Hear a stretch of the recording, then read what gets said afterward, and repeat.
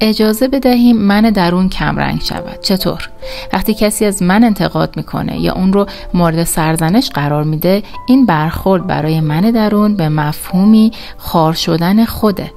از این رو بیدرنگ تلاش میکنه اون احساس حقارت رو به وسیله توجیه خودش دفاع یا حتی عیبجویی درست کنه. برای من درون برحق بودن یا نبودن اون شخص تفاوتی نداره. من درون به حفظ خودش بیشتر علاقه‌منده تا حقیقت. این شیوه مراقبت از شکل روانی منه. حتی واکنشی بی اهمیت مانند فریاد کشیدن بر سر راننده که شما رو احمق خطاب میکنه، نوعی سازوکار ترمیمی ناآگاهانه و خودکار من درون به شمار میاد. یکی از رایج‌ترین سازوکارهای ترمیمی من درون خشمه که به گونه‌ای موقت اما بسیار زیاد اون رو بزرگ میکنه. همه سازوکارهای ترمیمی برای من درون بسیار موجه ولی در عمل بسیار ناکارآمد. پیشنهاد میکنم این کار رو گهگاهی انجام بدید. برای نمونه زمانی که کسی از شما انتقاد میکنه یا شما رو مورد سرزنش قرار میده یا حتی به شما ناسزا میگه، به جای اینکه بیدرنگ مقابله به مثل کنید یا دفاع کنید، هیچ کاری انجام ندید. اجازه بدید که تصویر از بین رفته خود باقی بمونه. آنگاه نسبت به احساسی که در ژرفای درون خود دارید هوشیار بشید.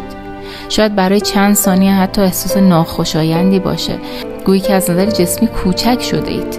سپس امکان داره که اون گشادگی درونی رو که به شدت سرزنده است رو احساس کنید.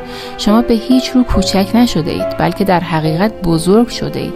شاید شما به این بینش شگرف برسید زمانی که به گونه‌ای احساس خاری و کوچک شدن می‌کنید با واکنش نشان ندادن مطلق، نه فقط به صورت بیرونی بلکه به صورت درونی، به این نکته پی میبرید که هیچ چیز واقعی از بین نرفته و شما با کمتر شدن بیشتر میشوید.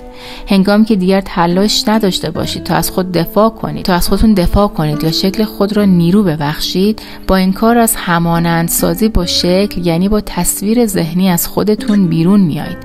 با کم شدن به مفهوم من درون در واقع شما گسترش میابید و برای اون که بودن روی بده جا باز میکنید. هرچند این کار به اون معنا نیست که اجازه بدید مورد بی احترامی قرار بگیرید یا خودتون رو قربانی مردم ناآگاه کنید.